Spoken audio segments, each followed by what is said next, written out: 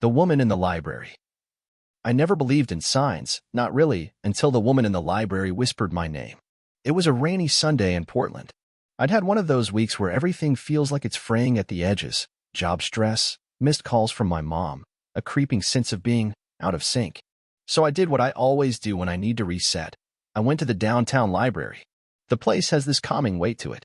Old architecture, tall ceilings, stained glass in the reading rooms.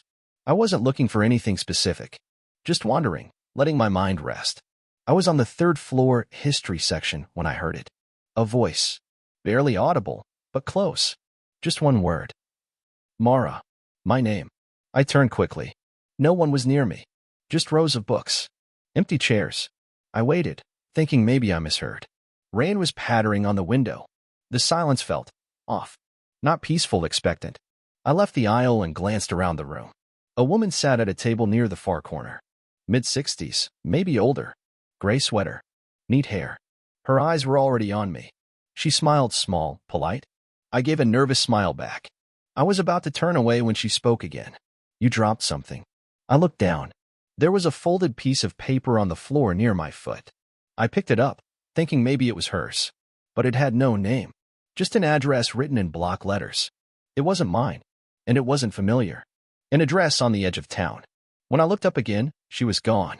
I asked the front desk about her. They had no record of anyone matching her description signing in that day.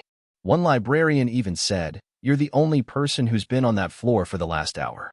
I should have thrown the paper away, but something about it stuck with me, like a splinter I couldn't ignore. The next weekend, I drove to the address. It was a small duplex, faded blue paint, an overgrown yard. Nothing threatening, just tired. I knocked. No answer. But a neighbor across the street called out, asking if I was looking for Mrs. L. I shrugged.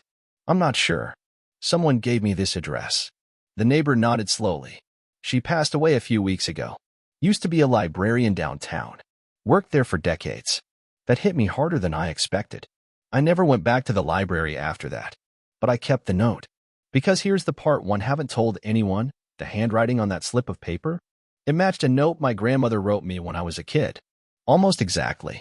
My grandmother's name? Mara.